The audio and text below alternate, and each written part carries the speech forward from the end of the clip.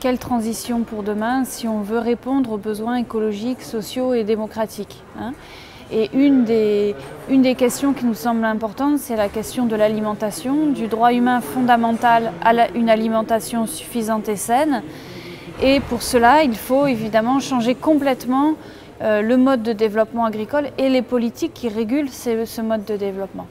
Et ce qu'on constate aujourd'hui, c'est que depuis 20 ou 30 ans, on a une libéralisation extrêmement forte des marchés agricoles qui a, en Europe et dans le monde, sous l'égide à la fois de l'Organisation mondiale du commerce, du Fonds monétaire international et de la Banque mondiale. Et cette libéralisation des marchés, cette dérégulation, a amené à une concurrence féroce entre les différentes agricultures en Europe et dans le monde.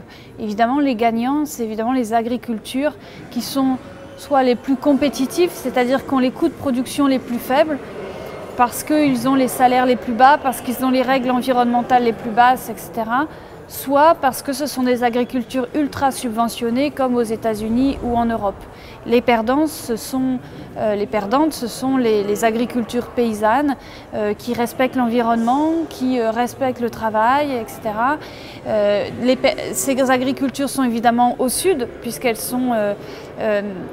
elles subissent de plein fouet la concurrence. Par exemple, vous avez une différence, on a calculé de 1 à 500, voire de 1 à 1000 de différence de productivité du travail entre un agriculteur burkinabé qui ne travaille qu'avec un outil manuel et puis le gros agriculteur qu'on connaît ici en France. Vous avez des différences de 1 à 500 ou de 1 à 1000. Donc évidemment, si vous les mettez sur le même marché, évidemment celui qui gagne, c'est celui qui est le plus compétitif et en plus le plus subventionné.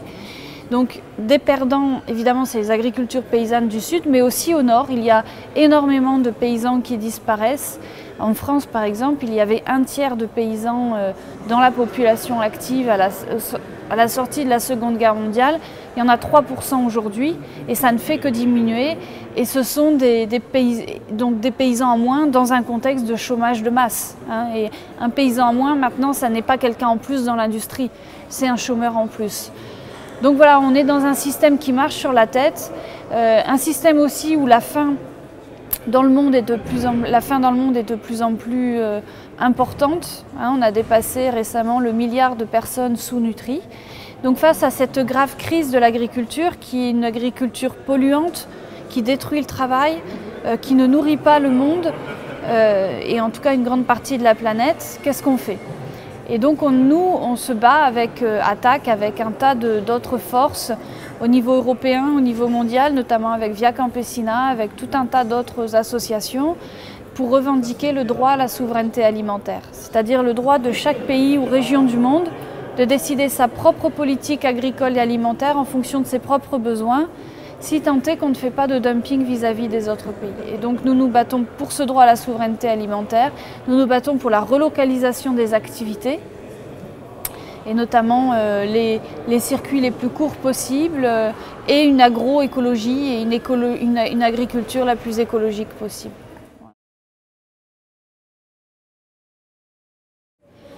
Alors, comment sont ces actions? D'abord, on est d'abord impliqué à TAC dans beaucoup d'alternatives très locales. Par exemple, c'est ce qu'on appelle les associations de maintien de l'agriculture paysanne, les AMAP, où il y a des paniers directs entre un agriculteur et 50, 100, 10 consommateurs.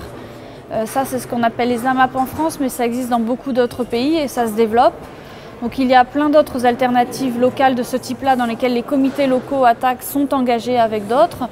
Mais on se bat également au niveau, par exemple, européen. On a un réseau européen sur la souveraineté alimentaire pour demander une autre politique agricole commune et notamment pour qu'il y ait des prix rémunérateurs pour les paysans et pour que les aides ne soient orientées que vers des agricultures très écologiques et très sociales. Bien, il y a les alternatives locales se développent fortement. Il faut maintenant réussir à en faire un levier de transformation de la société, ça c'est clair, de la société ou des politiques agricoles de manière générale. Sur la PAC, c'est plus compliqué parce qu'il faut faire un énorme travail d'interpellation et je crois qu'on a encore besoin de construire un vrai mouvement européen pour la souveraineté alimentaire et ça, on a encore beaucoup de travail. Donc malheureusement, pour la politique agricole commune, on n'a pas réussi à inverser la tendance Et on a de plus en plus une dérégulation des marchés, une libéralisation des marchés qui continue avec la prochaine réforme de la politique agricole commune.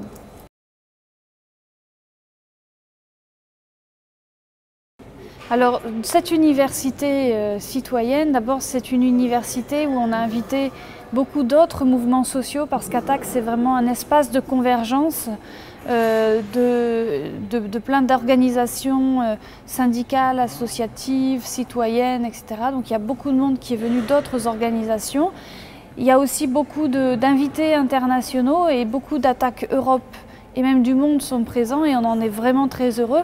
Et d'ailleurs, on a l'objectif de faire une université des attaques d'Europe en 2014 en France, une réelle université des attaques d'Europe comme on a fait l'année dernière en Allemagne.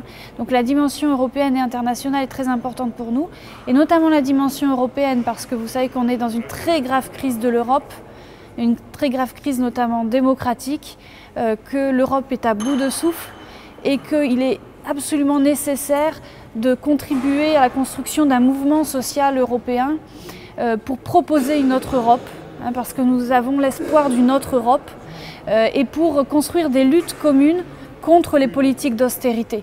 Évidemment, on compte beaucoup sur le réseau des attaques d'Europe, sur Attaque Espagne, sur Attaque Allemagne, Autriche, etc., pour se battre tous ensemble contre les politiques d'austérité, mais aussi pour faire des convergences avec les autres organisations syndicales, associatives et politiques. Et notamment, on est engagé dans le projet d'une assemblée des mouvements sociaux européens à Florence au mois de novembre, et dans le projet d'un Alter Summit, d'un sommet alternatif européen en Grèce en 2013.